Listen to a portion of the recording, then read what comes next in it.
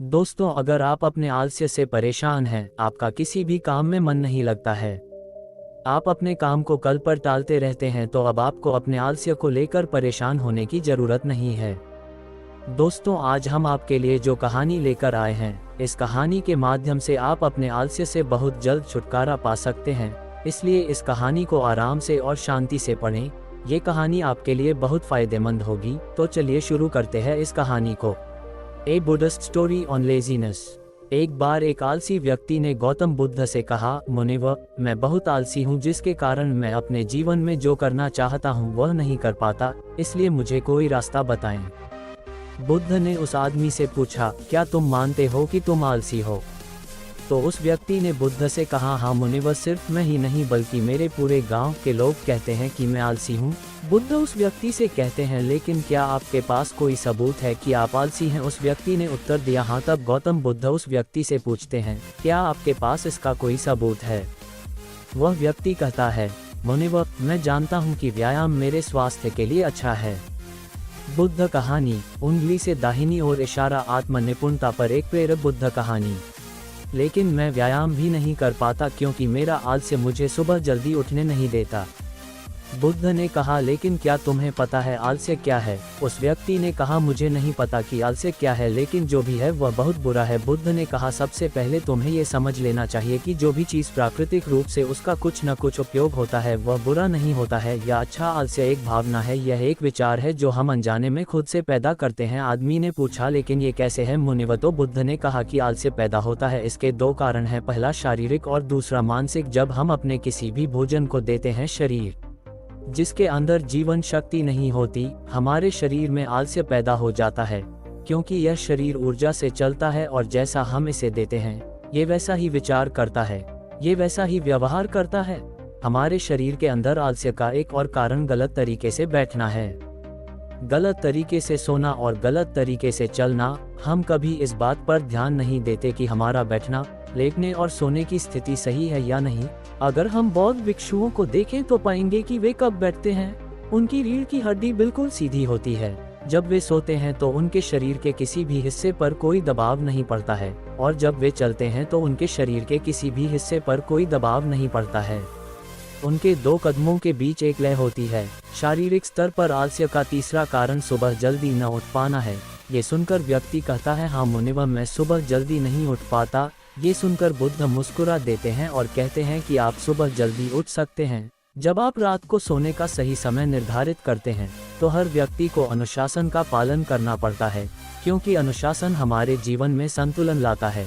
ज़्यादातर लोग अनुशासन को बुरा मानते हैं क्योंकि उन्हें अनुशासन का एहसास होता है, उन्हें बांधता है। जबकि सच तो यह है कि अनुशासन हमें बांधता नहीं है बल्कि मुक्त करता है। तब व्यक्ति बुद्ध से पूछता है, लेकिन हमें इसकी शुरुआत कहाँ से करनी चाहिए, जैसे ठीक से खाना, बैठना या लेटना, सुबह जल्दी चलना आदि।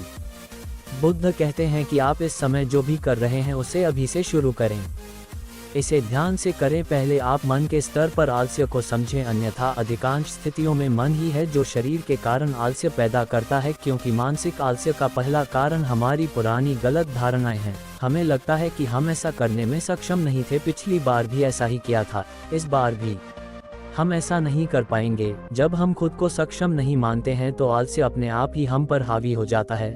दूसरा कारण है छोटे और आलसी लोगों का साथ देना। कभी कभी ऐसा होता है कि आलस्य हमारे अंदर नहीं होता है, लेकिन दूसरे लोगों की वजह से हमारे अंदर आ जाता है। ऐसा होता है क्योंकि हम आलसी लोगों की संगति करते हैं। हाँ मुनिवर, ये बिल्कुल सत्य है, मैंने भी यह अनुभव किया है। तब बुद्ध ने कहा, तीसरा कारण मन की स्पष्टता का अभाव है। मान लीजिए कि आप किसी जंगल में खो गए हैं और शाम हो गई है और आपको नहीं पता कि आपका घर किस दिशा में है, तो क्या हुआ? क्या आप आलसी होकर लेटे रहेंगे या अपने घर की तलाश में कोई रास्ता खोजेंगे? उस व्यक्ति ने कहा कि मैं बाहर जाऊंगा घर की तलाश में। तभी उसने कहा, अगर बहुत कोशिश करने के बाद भी तुम्हें घर का रास्ता न मिले तो तुम क्या करोगे? उस व्यक्ति ने कहा, मैं अभी भी इसे ढूंढता रहूंगा, क्योंकि मेरे पास कोई दूसरा विकल्प नहीं होगा। कई विकल्प हैं, अगर किसी के पास एक ही विकल्प है तो उसका दिमाग बिल्कुल खाली होगा। यदि आप व्यायाम नहीं कर पा रहे हैं तो इसका कारण आपके मन में स्पष्टता की कमी है, जिसका आपको भविष्य में सामना करना पड़ेगा। उन रोगों से होने वाली बीमारियां आपको दिखाई नहीं देती, आप उन बीमारियों से होने वाले दर्द को महसूस नहीं कर सकते। भगवान बुद्ध की 4 प्रेरक कहानियाँ। उंगली से दाहिनी ओर इशारा, लोगों का झूठ पकड़ना सीखो। उंगली से दाहिनी ओर इशारा, मन का खेल, जो समझ गया वो बदल गया। उंगली से दाहिनी ओर इशारा, चुप रहने के फायदे। उंगली से दाहिनी ओर इशारा, शरीर को अंदर से साफ करने का एक अचूक तरीका। आगे गौतम बुद्ध ने कहा कि आलस्य का चौथा कारण यह है कि कोई भी काम करने में मन नहीं लगता। मान लीजिए आप सड़क पर कहीं जा रहे हैं और काफ़ी दूर चलने के बाद आप थक जाते हैं और चलने का मन नहीं करता। ऐसा तब हो रहा है जब आप किसी शेर को अपने पीछे भागते हुए देखते हैं। तो क्या ऐसी स्थिति में भी आप अपने आलस्य के कारण वहीं रुकेंगे?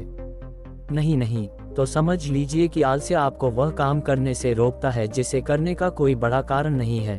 तब उस व्यक्ति ने बुद्ध से कहा, धन्यवाद मुनिवर, अब मुझे आलस्य का पूरा खेल समझ में आ गया है। भगवान गौतम बुद्ध उस आलसी व्यक्ति से कहते हैं, मेरी एक बात हमेशा याद रखना, जहाँ स्पष्ट हो या कोई काम करने का कोई बड़ा कारण हो, वहाँ कभी आलस्य नहीं हो सकता।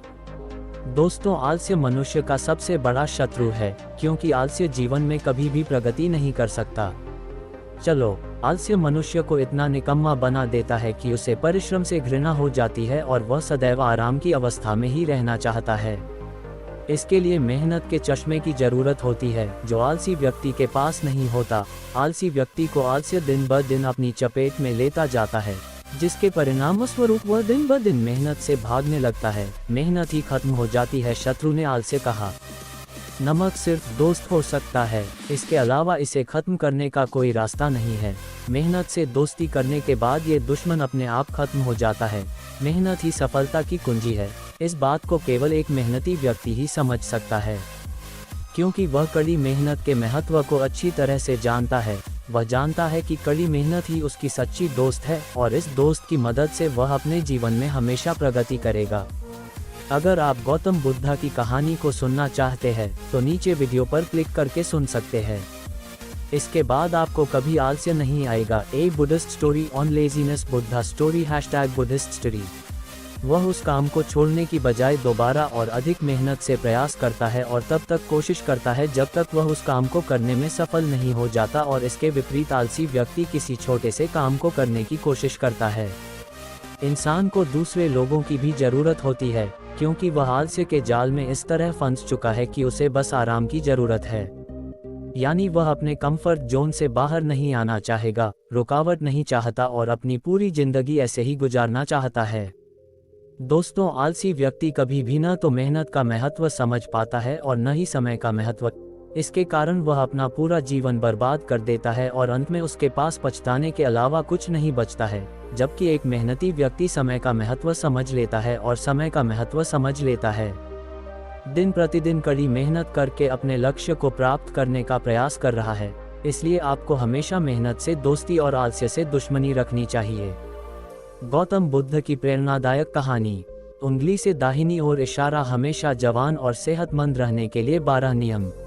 दोस्तों, मुझे उम्मीद है कि आपको इस कहानी से बहुत कुछ सीखने को मिला होगा। आप गौतम बुद्ध द्वारा बताए गए उपाय से भी अपना आलस्य दूर कर सकते हैं। दोस्तों, आपको ये कहानी कैसा लगा, कृपया हमें कमेंट बॉक्स में कमेंट करके जरूर बताएं और अपने दोस्तों के साथ ज़्यादा से ज़्यादा शेयर करें। धन्यवाद।